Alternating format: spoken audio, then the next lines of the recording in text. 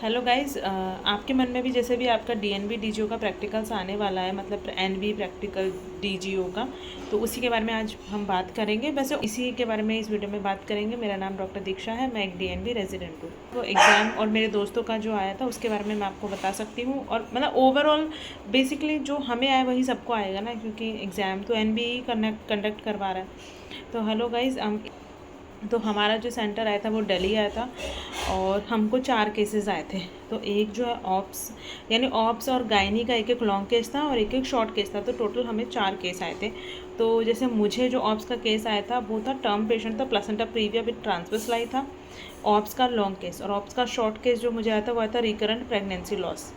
और एक जो है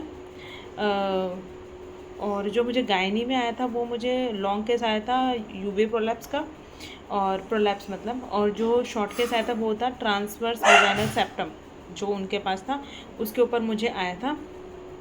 और ये 4 केसेस आए थे और इसके बारे में फिर हमने जो है डिस्कशन वगैरह था इसके ऊपर। तो अभी क्या होता है कि जैसे हमको 1 घंटे का 1 आवर का टाइम दिया था, जिसके अंदर हम इन चारों जो है जो केसेस के बारे में हमें ये करना था, हिस्ट्री विस्ट्री लिखनी थी। मतलब उनका जो मेनली ऐसा था कि जो लॉन्ग केस है उसके अंदर पूरा लिखना था, पर शॉर्ट केस के अंदर आप पूछ के रख लो। मैं आपको सच बताऊँ तो आपकी हिस्ट्री जो आपने लिखी वो कोई नहीं पढ़ता है। वो बस कुछ एग्जामिनर होते हैं कि जो देख के पढ़ने बोलते हैं, और कुछ ऐसे कि इसको रख दो और तुम बता दो कि तुमने क्या क्या पेशेंट से, मतलब क्या क्या पॉजिटिव फाइंडिंग है। जब लास्ट के बच्चे होते हैं उनमें तो ऐसे ही पूछ लेते हैं, पर शुरू के बच्चों में वो मोस्टली पूरा पढ़वाते होंगे। लेकिन वो हिस्ट्री आपको आनी चाहिए कि आपने क्या लिखी है, और ये सब कई कुछ लोग होते हैं जो आपको देखने नहीं देंगे। ठीक है, फिर ये चारों हिस्ट्री हमने ली 1 घंटे में। जो शॉर्ट केस है उनके बारे में आपको ज़्यादा हिस्ट्री नहीं लिखनी है, उनका उसमें वो क्वेश्चंस भी होते हैं कई बार, या फिर वो जैसे कि मान लो कि मेरा ट्रांसफर वेजाइनल सेप्टम था तो उसके कॉजेज़ क्या है, या फिर पेशेंट की पॉजिटिव हिस्ट्री क्या थी, और मतलब ये सब आपको पता होना चाहिए, पता कैसे चला। और आपको जैसे ये नहीं बोलना है कि पेशेंट का जैसे कि रिकरेंट प्रेगनेंसी लॉस है तो आप जो है उसमें आ सकते हो डायग्नोसिस, लेकिन आपको अपना डायग्नोसिस प्रोविजनल सॉर्ट ऑफ रखना होगा। कुछ ऐसा था बेसिकली। ये 4 होते हैं, 4 आपको केस दिए जाएंगे। उसके बाद फिर आपका वाइवा चालू होगा। उसके अंदर जो वाइवा के अंदर होता है जो मतलब कि जो वाइवा होता है कि आपका केस के ऊपर वाइवा होता है। ठीक है, जो आपके केसेस हैं उनके ऊपर आपका वाइवा होगा, उससे रिलेटेड पूछा जाएगा। और एक आपका इंस्ट्रूमेंट का वाइवा होता है, उसके अंदर मेनली लैब के इंस्ट्रूमेंट होते हैं। ये आप याद रखना, मेनली लैब के इंस्ट्रूमेंट होते हैं। उसमें वो ऐसे है कि इसको पहचानो कि क्या है, और जैसे कि कैमरा, पोर्ट वगैरह जो होती हैं, और जो भी मतलब लैब के जो इंस्ट्रूमेंट आपने, अगर आपके इंस्टीट्यूट में लैब होता है तो जब प्रोसीजर हो रहा होता है, अभी आपके पास टाइम है तो आप उसको देख सकते हो, उनसे पूछ सकते हो कि वो बेसिकली पूछते हैं कुछ भी उठा लो और इसके बारे में बता दो, या फिर ये क्या है, ये सब वो सब। ठीक है, लैब के इंस्ट्रूमेंट हो गए। एक जो वाइवा होता है, जो आपके केसेस के ऊपर एक वाइवा होगा। एक आपका फीटल स्कल और जो है मैटरनल पेल्विस के ऊपर एक वाइवा होगा। ठीक है, एक आपका जो है पोस्ट ऑप राउंड होगा, जैसे कि मुझे जो पोस्ट ऑप राउंड आया था उसके ऊपर मतलब वो पूछेंगे कि वार्ड में ऐसा ऐसा पेशेंट है तो आप क्या करोगे। और एक आपका जो ऑप्स का केस है उसके ऊपर एक वाइवा होगा। बेसिकली जो आपके 4 जो केस है उनके ऊपर आपका वाइवा होगा।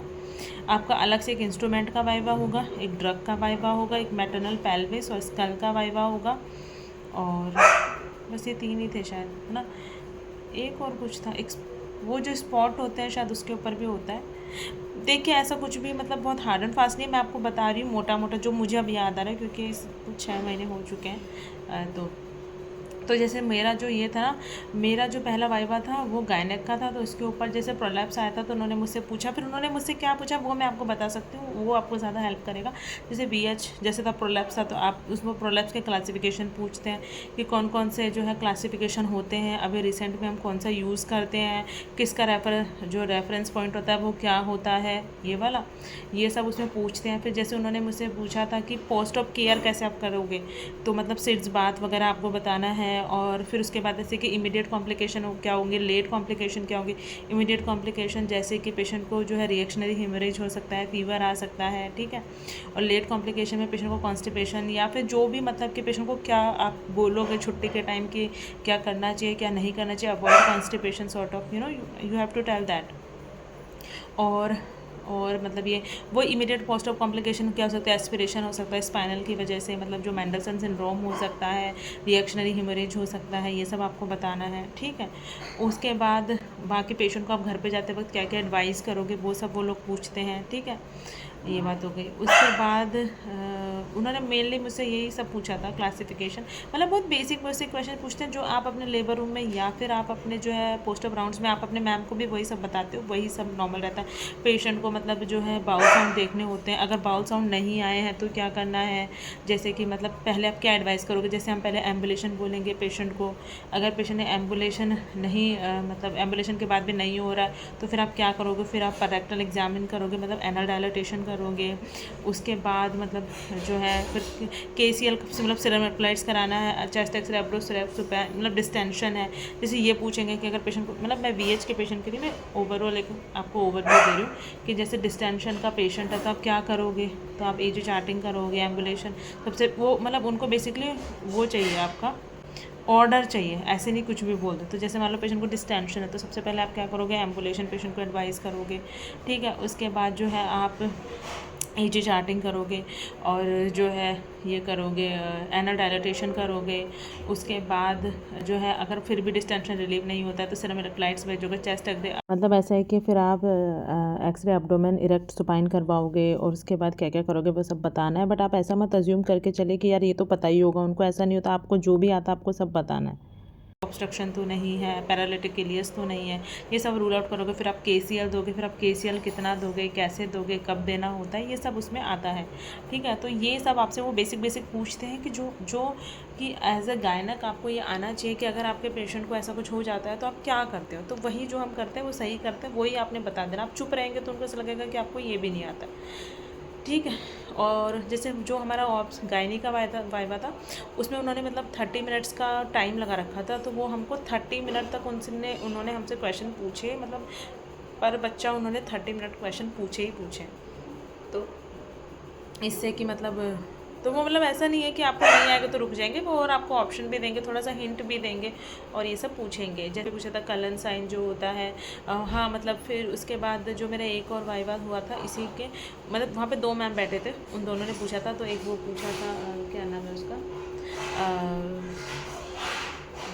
हिमोपेरिटोनियम हो जाएगा तो कैसे पता चलेगा, तो मतलब पेशेंट को क्या क्या सिम्टम्स आएंगे, जैसे पल्स टैकी हो जाना, BP का कम हो जाना, और उसके बाद जो कलन साइन वगैरह होते हैं और क्या क्या होगा, मतलब वो सब आपको बेसिक आपको सब बताना है। उसमें जनरल जो है पेशेंट के जनरल जो एग्जामिनेशन से लेकर के इसमें क्या चेंजेस होंगे से लेकर पर एब्डोमिनल एग्जामिनेशन में क्या क्या चेंजेस होंगे, ये सब आपसे वो पूछेंगे। उसका मैनेजमेंट क्या है, ठीक है, ये सब आपको बताना है। ठीक है, उसके बाद जो मेरा ऑप्स का वाइवा था, ऑप्स के वाइवा में जो है उन्होंने मुझसे पूछा था मेरा ट्रांसफर लाई और ये सब था, तो वो पहले उसके ऊपर नहीं जाते हैं, वो बेसिकली पेशेंट की पूरी हिस्ट्री पूछते हैं, कौन सी ग्रेविटा पैरा ये सब। उसके बाद जो है मतलब आपको अपनी हिस्ट्री अगर वो पढ़ने का समय देते हैं तो पढ़ना है। जैसे उन्होंने मुझसे पूछा था कि प्लेसेंटा प्रीविया है तो उसका मैनेजमेंट क्या होगा, और जैसे कि और उससे पूछा था कि नॉर्मल USG होता है तो USG में क्या फाइंडिंग मिलेंगी प्लेसेंटा प्रीविया के अंदर, और जो है एक नॉर्मल USG के अंदर आप क्या क्या चीज़ें देखते हो, ऐसा कुछ पूछा था। और मतलब और एक हाँ वो एक्सरे भी रहते हैं, और एक कॉपर्टी का प्लीज़ वो ज़रूर देख लेना कि वो जो टेक्निक होती है नो टच टेक्निक, मतलब वो क्या होती है, मतलब उसमें कैसे आपने डाला था। आप यूट्यूब पे आपको वीडियोस मिल जाएंगे कि नो टच टेक्निक का मतलब क्या होता है, और उसको वो आपको कॉपर्टी दे देंगे और बोलेंगे कि देखो ये है सर्विक्स, और आपने अब कॉपर्टी आप डाल के बताओ नो टच टेक्निक से। तो वो टेक्निक आपको आनी चाहिए, अगर वो आपको नहीं आती है तो वो बहुत बड़ी बात है, मतलब वो आपको आनी ही चाहिए। तो इसके लिए आप यूट्यूब पे वीडियो देख सकते हैं नो टच टेक्निक का कि वो कैसे होता है और क्या होता है, वो ज़रूर देख लीजिएगा, वो पूछते ही पूछते हैं। और जैसे कि पेशेंट जैसे ये है ग्रेविटा 3, मेरा शायद ग्रेविटा 3 पैरा 2 लाइफ 2 था, तो उसको आप स्टेलाइजेशन के क्या क्या ऑप्शन देंगे, और मतलब कि एलिसिस में सिजेरियन, उसमें सिजेरियन कब करते हैं प्लासेंटा प्रीविया में, और क्या क्या, मतलब ये सब बहुत बेसिक बेसिक पूछते हैं। मतलब ऐसे आप ये सोचेंगे कि बहुत डीप नहीं जाते, लेकिन वो शुरू की बातों पे ही मतलब आपको पकड़ लेंगे।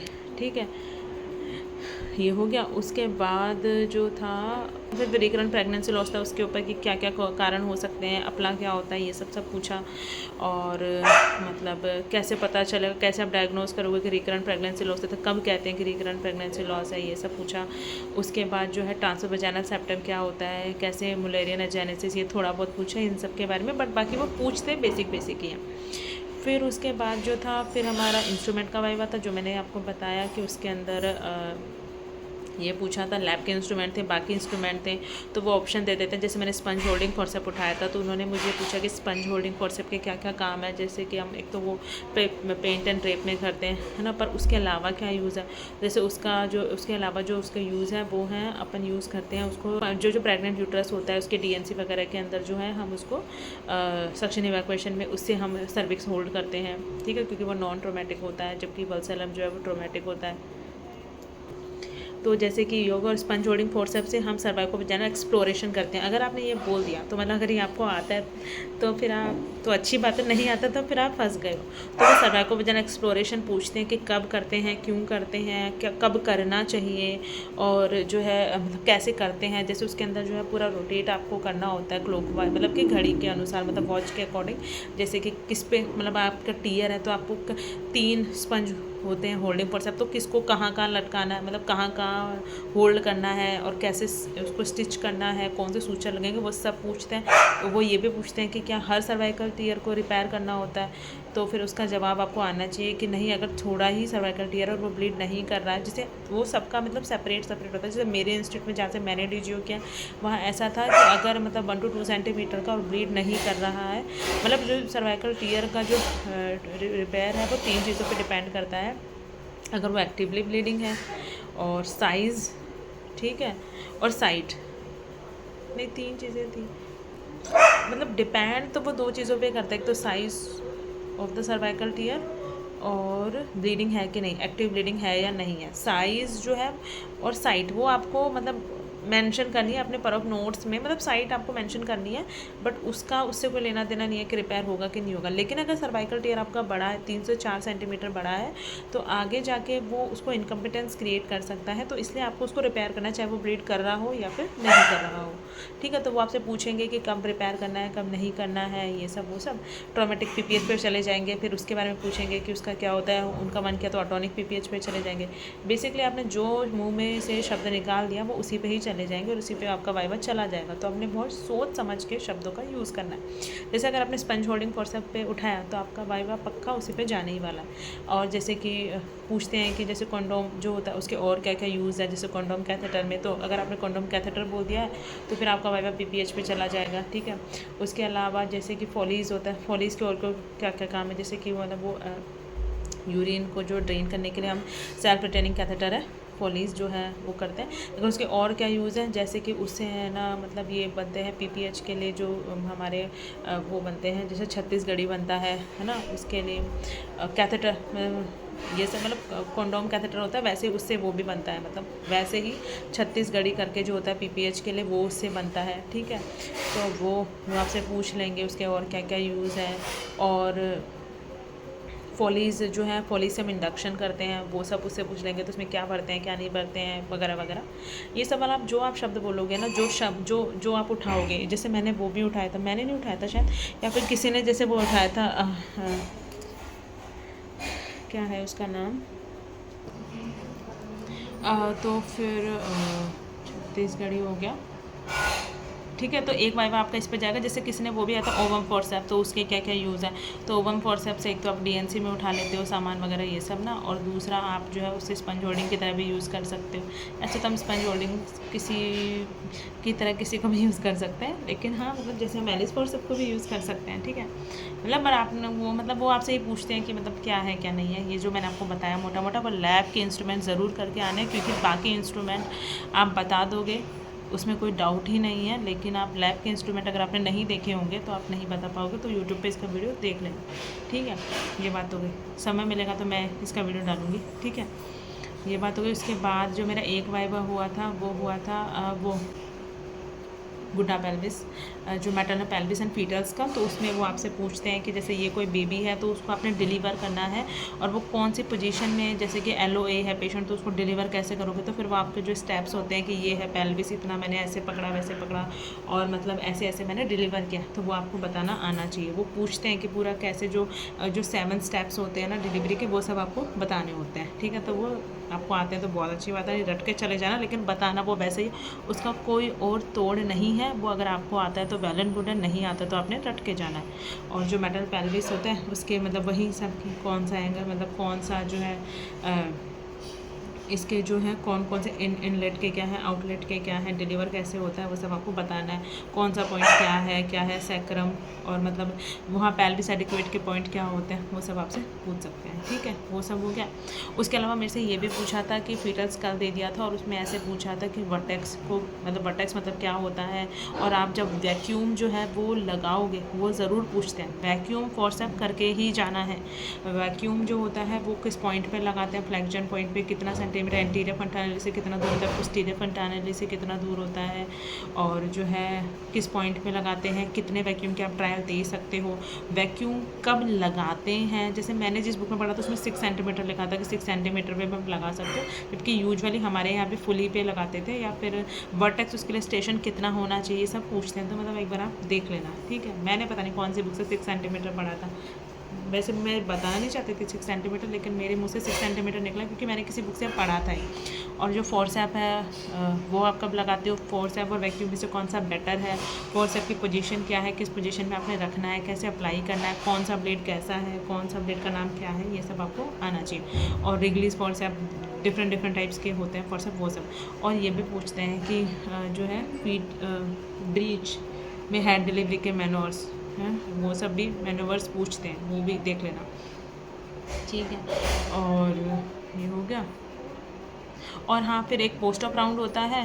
तो पोस्ट ऑफ राउंड के अंदर क्या होता है, पोस्ट ऑफ राउंड के अंदर जैसे मेरे को ऐसा पूछा था कि जैसे कि आपका जो है पेशेंट है, और उसका ये जैसे पेशेंट है आपका पोस्ट डिलीवर है, और पेशेंट RH नेगेटिव है। ठीक है, तो उसके अंदर जो है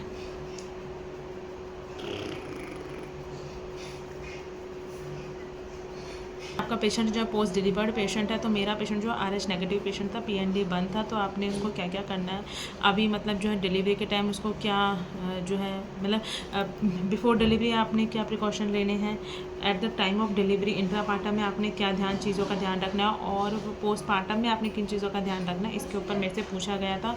NTD कब लगाएंगे, NTD का क्या सिग्निफिकेंस है, मतलब आपको पेपर दे देंगे, उसमें ऐसा लिखा होगा कि पेशेंट PND 1 है, पेशेंट जो है उसका जो पेशेंट का ब्लड ग्रुप नेगेटिव है, बेबी का पॉजिटिव है, हस्बैंड का भी पॉजिटिव है। तो अब जो है पेशेंट को आ गया है, तो अब आपने क्या करना है, उसके ऊपर वो क्वेश्चन आता है कि जैसे कि आपने जो है NTD करवाना है, ICT अगर नेगेटिव है तो क्या करना है। जैसे हस्बैंड का पॉजिटिव है, मदर का नेगेटिव, बेबी का भी नेगेटिव है, तो NTD नहीं लगेगा। अगर मतलब मदर का नेगेटिव है, बेबी का पॉजिटिव है, तो NTD लगेगा। कितना लगेगा, 12 वीक से कम होता है तो कितना लगाते हैं, ये सब पूछते हैं। इंट्रापार्टम में आपको किस चीज़ से ध्यान रखना होता है, लेना इंट्रापार्टम और पोस्टपार्टम में क्या क्या करते हैं, और बिफोर जो है डिलीवरी क्या क्या चीज़ों का ध्यान रखना पड़ता है, कितने समय पे उसको डिलीवर करते हैं, टर्मिनेशन ऑफ प्रेगनेंसी का प्लान क्या है, ये सब आपसे पूछा जाएगा।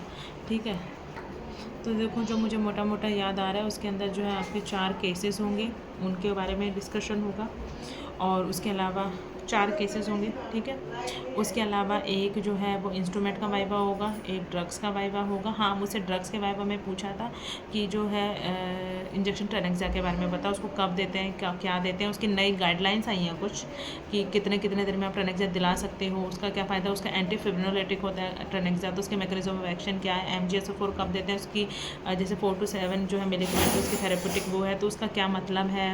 MgSO4 के ऊपर फिर आपका वाइवा चला जाएगा। तो ये सब जो है, तो एक इंस्ट्रूमेंट वाइवा हो गया, एक ड्रग वाइवा हो गया, एक पोस्ट ऑफ राउंड्स हो गया। पोस्ट ऑफ राउंड्स में जैसे कि सिजेरियन का पेशेंट है, Day 2 है, फ्लैटस पास नहीं किया, डिस्टेंशन है, तो आप क्या करोगे। ठीक है, ब्रेस्ट इंगॉज है तो आप क्या करोगे। ठीक है, ये सब आपसे मतलब जो आप अपने जो देखते हो ना उसी के बारे में। पेशेंट ने यूरिन पास नहीं किया तो कब तक वेट करना है। ठीक है, डिलीवरी के बाद पेशेंट ने यूरिन पास नहीं किया तो आप उसको कैसे एनकरेज करोगे। जैसे कि पेशेंट, जैसे कई बार क्या होता है, पेशेंट दर्द के मारे भी जो है यूरिन पास करने नहीं जाता है, तो आपने उसको एनकरेज करना है, ये सब वगैरह, ये सब उसमें बताना होगा आपको। ऐसे पहले जैसे पेशेंट ने यूरिन पास नहीं किया तो आप वाइटल्स लेंगे, पीए करेंगे, पीवी करेंगे, उसके बाद अगर कोई हीमेटोमा है नहीं तो उसको रूल आउट करेंगे। आपको सब बताना है। अगर हीमेटोमा है तो फिर आप उसको आईवी कैनुला लगाएंगे, फ्लूइड देंगे, ब्लड अरेंज करेंगे, उसका जो है हीमेटोमा को ड्रेन करना है, ये सब आपको मतलब बताना है, कंसेंट लेना है। आप ये सोचते हैं कि ये सब बताना इंपॉर्टेंट नहीं, बट यही वो आपसे एक्सपेक्ट कर रहे हैं कि आपको ये सब आना चाहिए कि मतलब अगर ऐसा कुछ हो गया तो आपने क्या करना है। जैसे पेशेंट LACS के लिए जाता है तो सबसे पहले आपने कंसेंट लेना है। ट्यूबर लाइगेशन के लिए आपको पेशेंट को पहले कन्विंस करना है। जैसे अगर कोई पेशेंट है, जैसे मान लो कोई ग्रेविडा 3 है या ग्रेविडा 2 है, ट्यूबर लाइगेशन या फिर स्टरलाइजेशन के लिए आपको उसको ANC में ही कन्विंस करना है और उसको समझाना है कि ये ऑप्शन अवेलेबल हैं। ऐसा मतलब ऐसा नहीं है, और मतलब यही they are expecting this from you only. वैसे कुछ नहीं करें वो आपसे, कोई सर्जरी के LACS के अलावा कोई स्टेप्स पूछेंगे नहीं एज सच। तो मतलब वो मतलब उनका मतलब कहने का मतलब ये है कि आपको पता होना चाहिए कि क्या क्या होता है, क्योंकि यूजुअली डीजो के बाद मतलब you are a gynecologist, so you should know the basic things. That is the whole purpose of this exam. जैसे कोई प्राइमी का पेशेंट है तो वो आपसे पूछेंगे कि ये जो जैसे मेरी एक फ्रेंड का केस आया था, उसको प्री एक्लैम्पशिया था उसके पेशेंट को, तो उसने ऐसे बोला कि मतलब प्री एक्लैम्पशिया किस वाली मतलब उसके जो है प्रीवेलेंट किस में होता है और ये सब वो सब किस में ज़्यादा था, प्राइमी में कि मल्टीपैरस में। तो फिर वो बोले कि प्राइमी में होता है, पर प्राइमी में क्यों होता है, तो वो उसका क्वेश्चन था कि प्राइमी में क्यों ज़्यादा उसके इंसिडेंस है, क्योंकि वो पैटर्नल जो जीन है उसके बारे में फर्स्ट टाइम उसके कॉन्टैक्ट में आता है, ऐसा ऐसा कुछ उसके एक्सप्लेनेशन है। सब इन्वोल्यूशन वगैरह क्या होता है ये सब पूछते हैं। हाँ तो मैं भटक गई थी। हाँ तो 4 जो है आपके केसेस होंगे, उसके अलावा फिर एक जो है आपका होगा इंस्ट्रूमेंट का वाइवा, एक ड्रग का वाइवा, और जो है एक आपका पोस्ट ऑफ राउंड होगा, एक फीटल स्कल और मैटरनल पैल्विस होगा। मतलब ये मोटा मोटा आपके रहेंगे। लॉग का कोई ज़्यादा यूज़ नहीं है भाई। DNB DGO के एग्ज़ाम में तो मोस्ट प्रोबेबली नहीं है, लेकिन फिर भी आप लेके जाना, क्योंकि वो शायद इंस्टीट्यूट टू इंस्टीट्यूट पे डिपेंड करता है। मैं जहाँ पे एग्ज़ाम देने गई थी वहाँ उन्होंने उसको कोई ज़्यादा लोड लिया नहीं था उसका। बाकी फिर भी आप अपनी लॉग बुक अपने कंप्लीट करके लेके जाना। और यही है बेसिकली। और जो बुक है मैंने जो प्रीवियस वीडियो बनाया था, क्योंकि मैंने जिस बुक से पढ़ा था मैंने आपको उस बुक के बारे में बताया, जैसे कि मैंने पढ़ा था शर्मिला अरुण बाबू से, लेकिन आप जो है कोई भी प्रैक्टिकल बुक से पढ़ सकते हैं। और जो इंस्टीट्यूट के जो नोट्स हैं, जो आपके PG के नोट्स हैं, उसको एक बार प्लीज़ गो थ्रू कर लेना, क्योंकि वो कुछ भी पूछ सकते हैं। तो वो कुछ भी आप JB शर्मा या किसी भी जो टेक्स्ट बुक से तो नहीं पढ़ पाएंगे। तो उसमें क्या होता है, छोटा छोटा MCQ पर्पज़ से जो हम पढ़ते थे वो हमको जल्दी रिकॉल भी हो जाता है और उससे हमारा काम भी बन जाएगा। तो फिर ये जो वीडियो है मैं 36 आवर्स की ड्यूटी के बाद रिकॉर्ड कर रही हूँ, तो अप्रिसिएशन फॉर मी। और जो है मैं सोई भी नहीं हूँ, ठीक है। चलो कोई नहीं, बट अगर किसी का इससे भला हो जाता है तो ये अच्छी बात होगी। तो बेसिकली मोटा मोटा यही है, इतना स्ट्रेस नहीं लेना है, आपको सब कुछ आता है। और जैसे आजकल हिस्टेरोस्कोपी होता है, लेप्रोस्कोपी होता है, इन सब के बारे में पूछ सकते हैं तो पढ़ के जाना है, ठीक है। और आपसे कोई रिसेंट इतना कुछ ज़्यादा नहीं पूछता है। और बस वही है, VHTH क्या होता है, VHTH के स्टेप्स क्या होते हैं, LACS के स्टेप्स क्या होते हैं, और ये सब बताना होता है। और बेसिक है, मतलब इतना कोई आपसे नहीं पूछेगा, मतलब वो आपका बेसिक नॉलेज असेस करना चाहते हैं। और जैसे FHS, जैसे हमारे इंस्टीट्यूट में हमें FHS सुनने की आदत है, क्योंकि हम खुद ही FHS सुनते थे, लेकिन कुछ इंस्टीट्यूट में FHS सुनने की आदत नहीं होती, वो डॉपलर से सुनते हैं। तो प्लीज़ आप FHS सुन लीजिए या प्रैक्टिस कर लीजिए अभी अपने पेशेंट्स के ऊपर, क्योंकि एग्ज़ाम में वो आपसे पूछेंगे। और जैसे कि मतलब आपको एग्ज़ाम में जो है वो कैसे ध्यान रखना है कि जैसे पेशेंट को स्कार टेंडरनेस कैसे चेक करते हैं, तो आपको आना चाहिए कि पेशेंट से कंसेंट लेंगे, पेशेंट को यूरिन पास करने बोलेंगे, उसके बाद पेशेंट से बात करते करते आपने चेक करनी है और क्या क्या चीज़ों का ध्यान रखना है, कैसे कैसे पाम कैसे रखना है और ऐसे ये सब। और जैसे कि ये जो होता है जो लियोपर्ड मैनिवर्स, ये आपसे करवा के देखेंगे वो लोग, तो वो मतलब वो आनी चाहिए, ठीक है। और PV में वजाइना में वो PV में मतलब क्या पेल्विस कैसे एसेस करते हैं वो आपसे पूछेंगे वो, ठीक है।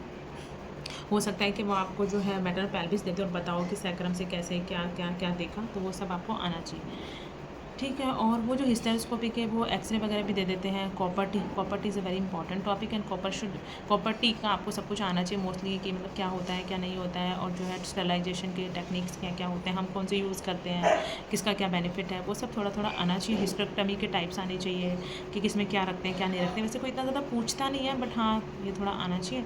बाकी इतना कोई स्ट्रेसफुल नहीं है और आप कर सकते हैं। Thank you so much. और अगर आपको कोई भी डाउट है तो you can leave or drop a message and I will reply. Okay, thank you so much, and subscribe my channel and then follow my YouTube and Instagram page for such content. Thank you.